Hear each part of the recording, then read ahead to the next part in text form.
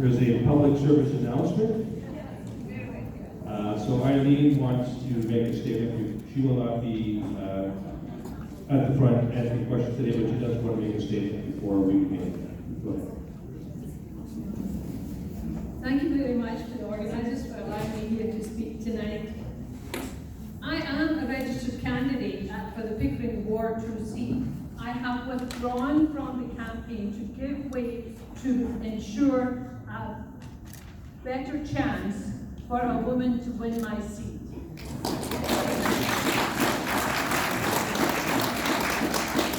I give my full support to Linda Cook as Ward 2 Regional Councillor. Her success is my success. Her success is your success. A realization of my desire to have gender equality on Pickering Council. I am proud, I am proud of my previous campaigns, and I wish to thank all my supporters, family and friends as I continue to campaign for gender equality on Pickering Council. Now, the issue at a municipal election is voter turnout. In 2018, the voter turnout was less than 30%. Now that gives all the candidates more than 70% of the population of eligible voters to vote. Do you understand? So, and the way to do that is to make sure that they feel proud about being Canadian, proud to be part of the town of the city of Pickering, and proud to encourage women to have gender equality on our council. We will have new beginnings when we get more women on council and more people out to vote. And the only way we can do that is ask people and encourage people what the changes they have to help us make. Thank you.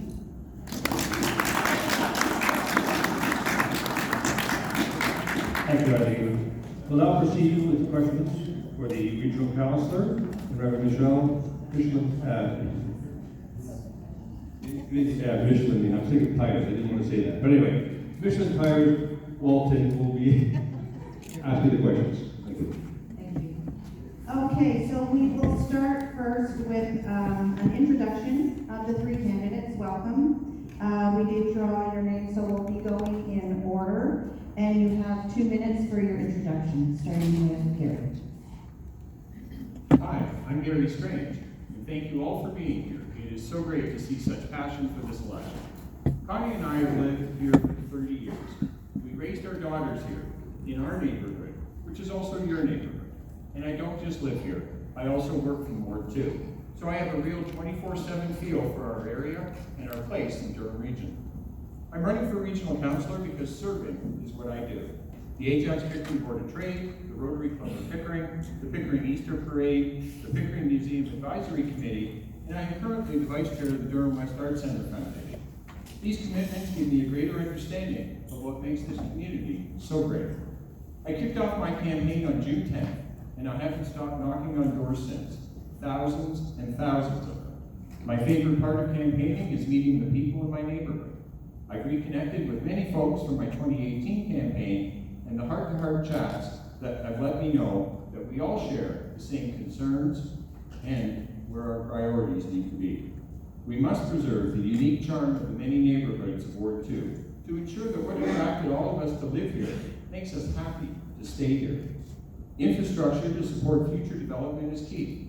We require increased investments in transportation, sewer, water mains, green spaces, and community facilities to support us and the new residents that will soon call Pickering home.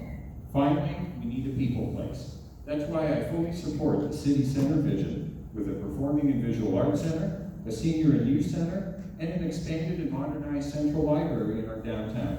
And yes, that does mean more pickleball courts. This next term just might be the most important 4 years ever at Pickering and Durham councils.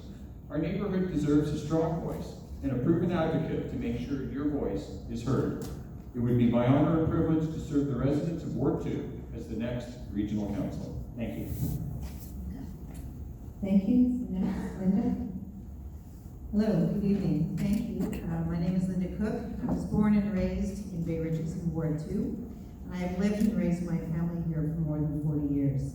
I have an amazing partner, Brian, and one incredible son, Curtis, who is currently in his first year of university studying environmental science. My son was born with cerebral palsy and autism.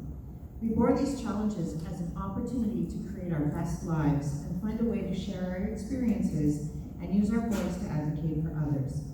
We did so in finding community through activism with the 9th Pickering Scout Group, our school communities, and my leadership role with PESCA, the Pickering East Shore Community Association, where I have held roles as both president and past president. Through advocacy and community building, we found our way to Special Olympics. I've been a competitive sport coach with Special Olympics for 8 years and was honored to receive the City of Pickering Volunteer of the Year Award in 2020. I've also been an active volunteer at Pickering's Legion 606 for the last 4 years. Over the last decade, I've been an active participant in the city proceedings, delegating at meetings on issues that concern the city and my neighborhood and my family. And through PESCA, I've delivered multiple forums to the community on regional transit and emergency services. In my professional career, I've worked in high-tech managing diverse teams as large as 32 employees. I am the head of Canadian marketing, brand, and hyperscale growth for Cologix, the largest data center company in Canada, where I work on large-scale development projects in Montreal, Toronto, and Vancouver. This gives me a unique skill set in having deep knowledge of reading architectural schematics, managing large-scale land banks, and working closely with the public utilities in all of our major Canadian cities. It is this knowledge that I will bring to the city as I understand the importance of infrastructure, sustainable building practices, and proper utility planning. I hope to bring this knowledge to the role of regional councillor and accomplish a vision of a sustainable Pickering that presents gentle growth with varied development. Thank you very much. Thank you. Alex. Don't mind if I stand up. So my name's Ali Mirani, most people call me Al. First off, I'd like to thank the organizers for getting this event set up tonight, especially seeing it's right during the Leafs home opener, so, good thing we're not voting for you. We're supposed to use this time to tell you a little bit about who we are and our backgrounds and our experience, but something tells me that if you're here tonight, chances are you've already done your research. You care about this election and the people that are running in it, and you've already been to our websites or you've already listened to our platforms. So instead, I think I'm going to use this time to ask all of you a question, and I hope that's okay. How many of you feel like your city and regional councils have lost sight of what is important to residents? How many of you feel like you deserve more of a say when decisions are made about the neighborhoods you call home? How many of you feel like the time has come for new ideas, for new perspectives, and for a new way of thinking? Folks, those are 3 points out of many on my platform that I think we'll all agree on. It's time for us to change the way that this city does business. We need a new approach that involves all of us, not just the people like us up on this stage, all of us. We need to do it together. We need to make Pickering better together. I hope I can be your next city councilor to do this. Sorry, regional councilor to do that. Thank you. Thank you. Okay, starting with the first question for Gary, it's R1. What is your vision for Kingston Road corridor through Old Pickering, excluding the city center neighborhood? Would you support the immediate reversal of official plan amendment 38? Would you support the initiation of public planning process for the detailed review areas in each of the Rougemount, Woodlands, Dumbarton, and Village East neighborhoods in the Pickering official plan? Thank you.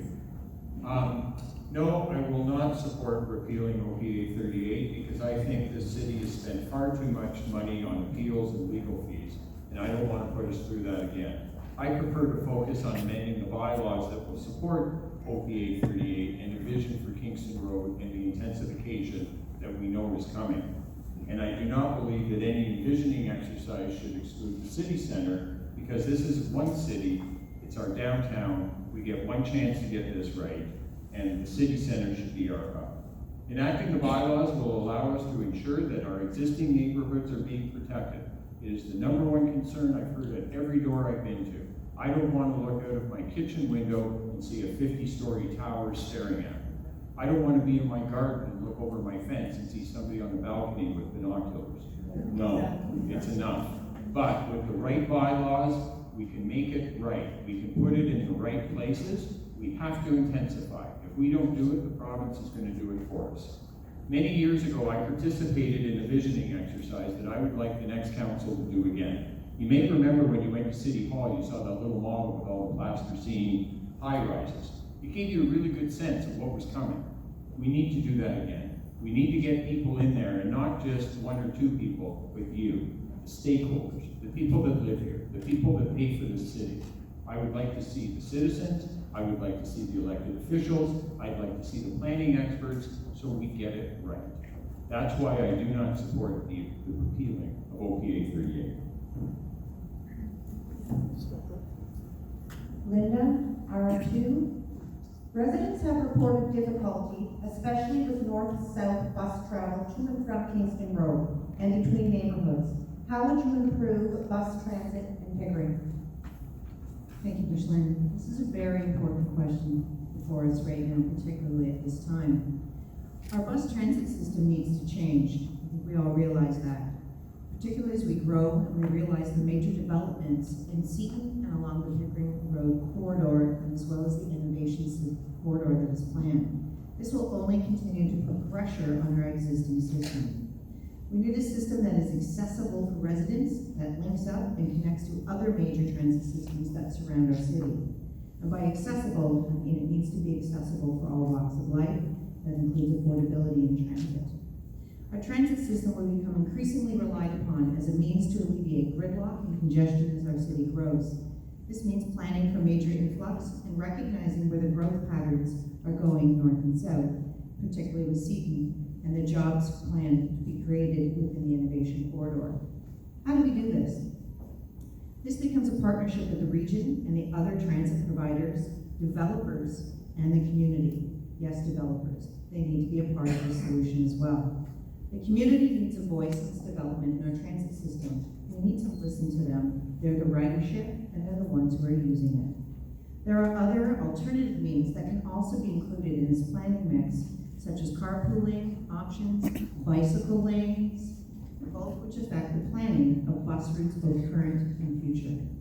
Addressing accessibility and planning transportation needs to be a key element when planning routes that best serve our population. Thanks. Thank you, R3.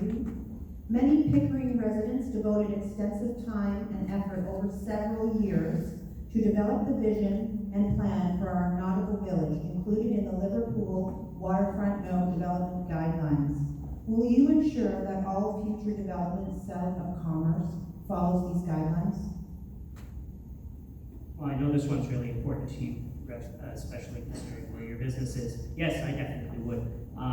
And I've had a good chance so far during this campaign to speak to a lot of people that took part in making these plans, such as Greg Bamford, who's here tonight with his 2001 Waterfront Task Force report. Obviously, the waterfront is the jewel of the city. I don't think that we do nearly enough to make it what it should be. But a lot of that has to do with the fact that our councillors that we have right now have neglected it. I think they've neglected our communities and listening to our communities. And I think that the number one thing that we can do to ensure that projects like the Liverpool Road Waterfront Node Development Guide, who names these things? I think what we need to do is we need to get the people engaged, right? I don't sit up here for my own benefit. The reason I want to run for this position is so that I can represent you. And if I'm not listening to your concerns and your needs, if I'm not hosting regular meetings with you to hear your vision on what goes on in your neighborhoods, then how can I, give my input or feedback on a report like this? So the correct answer to this is, yeah, I'd support that application to protect things like the hydro marsh and to make sure that all of those areas are permanently protected, but I'll do so with public input. I want to make sure that you guys all have a voice at our table for every decision that we have. Thanks. Next few hearings are 4. There is a concern that available Pickering industrial lands will be consumed by large warehouses, which do not employ a significant number of skilled full-time employees. What steps do you think that the council should take to attract high-tech jobs to Pickering's downtown business parks and the 407 Innovation Corridor? The Amazon question. Okay, well, I think Pickering Council, along with Regional Council, should be focusing on bringing all jobs to this community, not just high tech. We've had a lot of success up on the Innovation Corridor right now, and we should commend the previous leadership for what they brought up here. We brought Kubota 250 jobs along with their new head office, with another 250 jobs coming. Premier was here yesterday. We've got Bad Boy head office coming. Nobody. 300 jobs, warehousing and a head office, and FGF, a high-tech food processing operation, bringing 3,000 high-tech jobs to the corridor. This is what we need to take the pressure off the residential taxpayer, which is one of the prime reasons why your taxes are at the level that they are compared to the city of Toronto. We need more of a commercial base. We will need to continue to work with the economic development departments of both the city of Pickering and the region of Durham. It's our job to bring the focus to Durham region, but we want everybody to know that Pickering is the gateway to the Durham region. We are the place for the next growth of the GTA, and this is where the jobs need to come. And I would be more than happy to be one of the biggest cheerleaders to work extensively with businesses, both large and small, and with the leaders in this community to bring more jobs here. And I know we can do it. Thank you. Thank you. Next for you, Linda. It's R5. Concerns have been raised that there is a lack of ambulances, and recently at times no ambulances were available within Durham region. Similarly, personal care workers are not always available to meet the needs of residents. What will you do to ensure these critical needs are met? Thank you, Ms. Lynn. I think this is a vital question for everyone within the city. I'm going to give you a little background and some stats and figures of what is occurring currently within our medical system here in Pickering and within the region.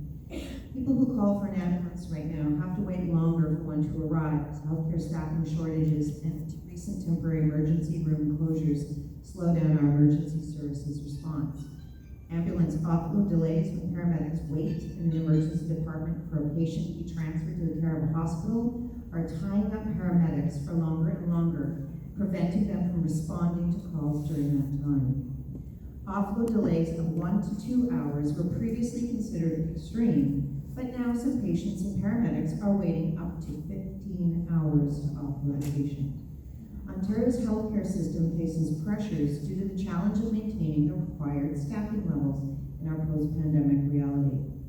The region needs to proactively work with all partners, including the Ontario government, the regulatory colleges, the health sector unions, and address these staffing pressures. This includes identifying solutions for both the long-term and the short-term as we go forward.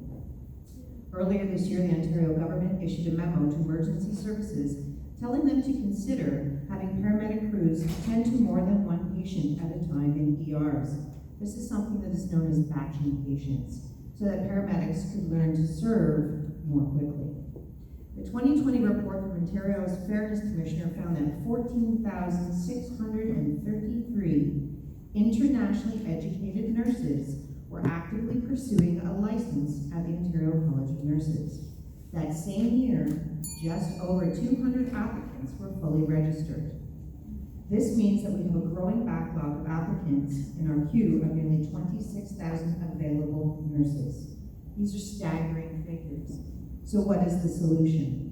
The region of Durham has 31 ambulances staffed by 335 primary advanced care paramedics and only 2 rapid response vehicles. This is simply not enough as Pickering continues to grow. I'll leave for you R6. Encouraging cycling, both for recreation and commuting, is an important objective. Few streets in Pickering have bike lanes, while several streets have them sadly have them sadly have randomly appearing and disappearing bike lanes, which are hazardous to all concerned. What will you do to build a proper and safe bike lane network within the Pickering urban area? And thanks for the question. Before I answer it, I do want to just emphasize actually something that Linda said just about the last question. We have 31 ambulances to serve 700,000 people in Durham region. I'm not going to go into it. If you guys want to learn more, you can talk to us afterwards, but let those numbers sink in. 31 for 700,000 people. That's not good enough. Okay.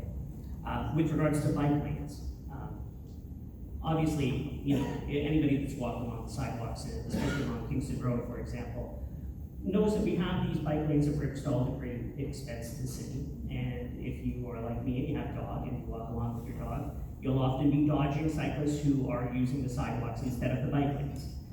Why is that? Well, unfortunately, the bike lanes have been put on major thoroughfares where people are street racing a lot of the time, where cars are going by at excessive rates of speed, and let's be fair, they don't feel very safe.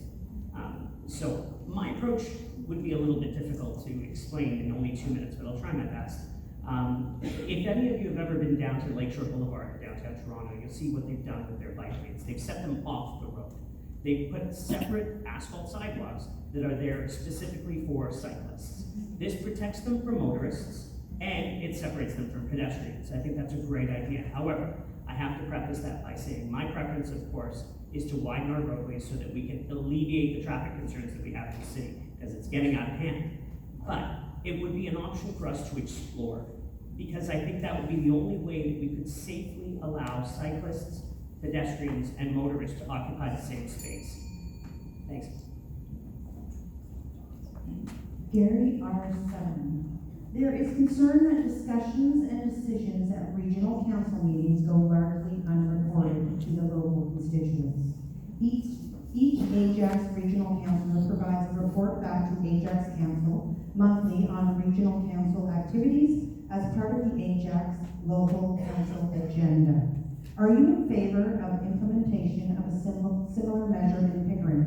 How else would you propose to communicate effectively and transparently with local constituents? Thank you. Next to questions about condos, this is a very popular question that many of you have asked me at the doors. I don't know what is going on. And I know we've had a pandemic, but we have not heard what is before the council, what the process is, and what's going on in committee. This needs to change, and I do fully support that regional councilors should report back at a council meeting. Although council meetings are long enough, I don't think we need all three of them to report at the same meeting, but certainly at a rotating basis. And not just what you heard at regional council, but what committees are you sitting on? What are their priorities?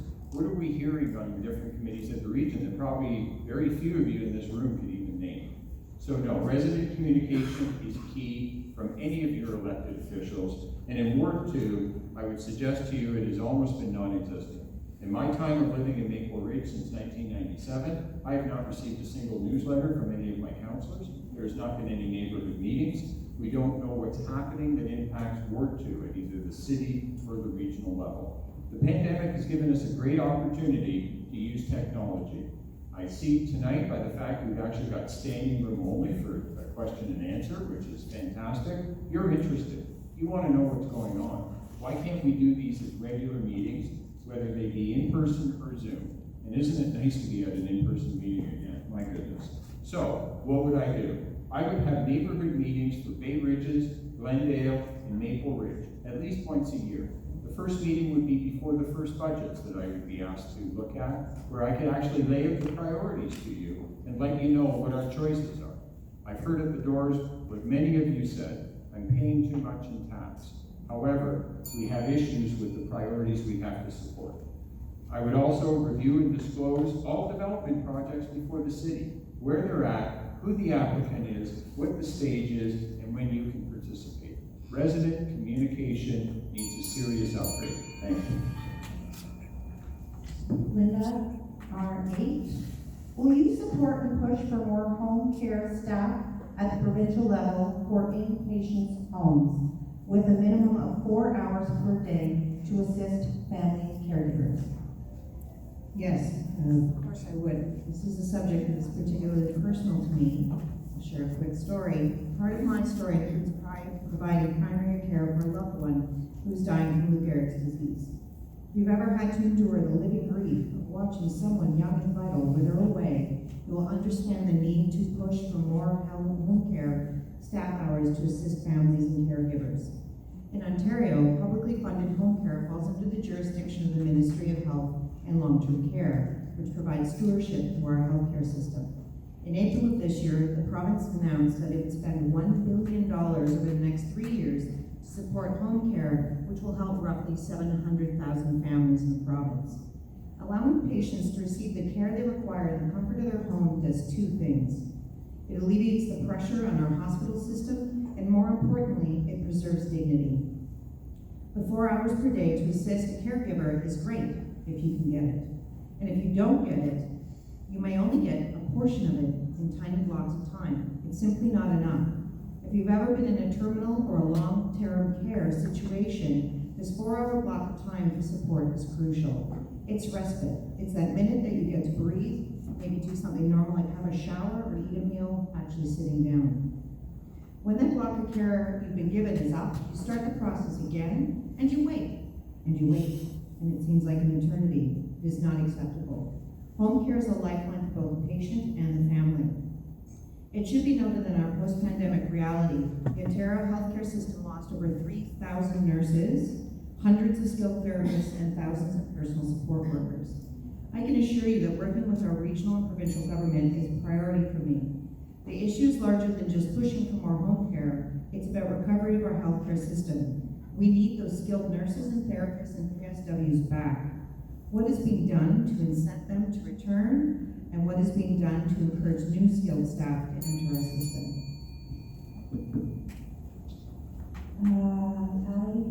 R9.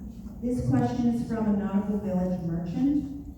How will you keep the Nautical Village businesses alive and thriving 12 months of the year instead of the current 3 to 4 summer months? And can you get it started this fall and this winter? Thanks for the question, Michelin. Well, for those of you who don't know, my background is as a small business owner. I was the owner and operator of Core Breakfast and Lunch at Brock Road and Highway 401 for the last 14 years. I ran it from May of 2008 until June of this year. And obviously we made it through one of the harshest economic realities of our time in the COVID-19 pandemic, so it's been tough. And I understand the challenges that are faced by the nice small businesses that we have down in the Nautical Village. What I don't understand is why we're not using this beautiful space more and really expanding upon what it can be. You know, I take a look at the Christmas market that they put up every year down at Pickering Wards there in the Distillery District downtown. Can you imagine if we had a nice big tree and everything down in the Nautical Village, and we did outdoor markets and everything else? Wouldn't that be lovely? You know, and then maybe run a little bus, community bus that could take us from the GO station down there, no charge, you know, to encourage people to leave their cars at home and not clog up all the local streets for the people who live in Bay Ridges. I think that'd be great. And it doesn't have to be just Christmas, obviously. You know, I come from a culturally diverse background, so I say let's do it for Diwali. Let's do it for Navroz. Let's do it for all of the celebrations and festivals that we, as a people, have come to understand represent all of us. You know, that Nautical Village could be so much more than it is. And I think that if we could drive more people there with festivals and cultural events, then it would really expand it. And people would start to care more about the goings on down there. They care more about Frenchman's Bay. They care more about the fact that so much of it is privately owned. They care more about parking situations. And I think that we as a city can do that with very, very little effort. So I'd support that. Thank you. Next, we move to the rapid fire questions. It's simply a yes or no. We'll start with Gary, then Linda, and then yes or no. Should all candidates be required to disclose their contributions, which are over $100 or over, before online voting commences? No. Yes. Absolutely. Thank you. And now each candidate will have 2 minutes for closing remarks. Please address one of the questions that you did not have the opportunity to respond, if you wish, as part of your closing remarks. Okay, thank you. I'm actually just going to throw a little bit of a potpourri out of some of the questions I couldn't answer. A regional councillor has accountability to you for all of your first responders, fire and ambulance and police services. It is absolutely essential that we ensure that our first responders have PTSD supports that are embedded within both the regional and the city budgets. That resiliency programs for our first responders and their families are easily accessible and readily available to them. We have had a horrible 30 days in losing 5 police officers. I cannot imagine what our women and men that go and serve us every day are going through right now, and the trauma they're facing, and how that trauma comes back when these events happen. It's critical that we take more leadership on this than we have in the past. And we're in an odd situation because fire is City of Pickering, ParaMed and DRPS is region. So it's essential that a regional councillor understands that and offers those supports. One of the questions you didn't ask me in the rapid fire was about a lobbyist registry. I would consider it under one proviso. Could somebody please define to me who is a lobbyist? Because I think every one of you in here would be a lobbyist in terms of when you call your councillor wanting to ask a question. Where do we draw that line? The previous council did not approve this, but I think it should be opened up and clearly define who is considered a lobbyist. In terms of our waterfront, I do oppose the current board realignment that the previous council passed, but was not enacted for this election. Why is that? You all here are members and live near the waterfront. Right now, our waterfront, Ward 1 and Ward 2 have 4 members of council at Pickering Council. That is control of the 7 votes. If we realign and just have 1 ward with 2 votes, the waterfront will no longer have control at council. If we want to protect our waterfront, we need to make sure our waterfront has control of council. Thank you.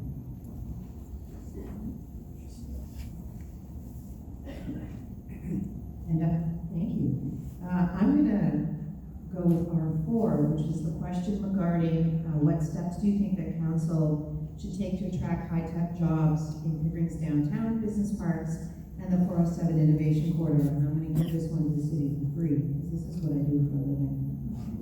The Seton community is what is known as the Innovation Corridors, where the majority of jobs in the high-tech industry and office employment are scheduled to go.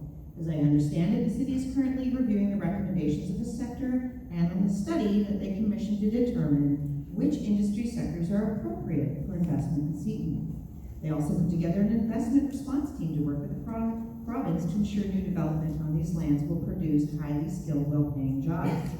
But how do you convince a corporation to invest and move their HQ or their major infrastructure to Pickering? Like attracts like. We know that. There are examples of technology districts all over the province, just like in Mississauga.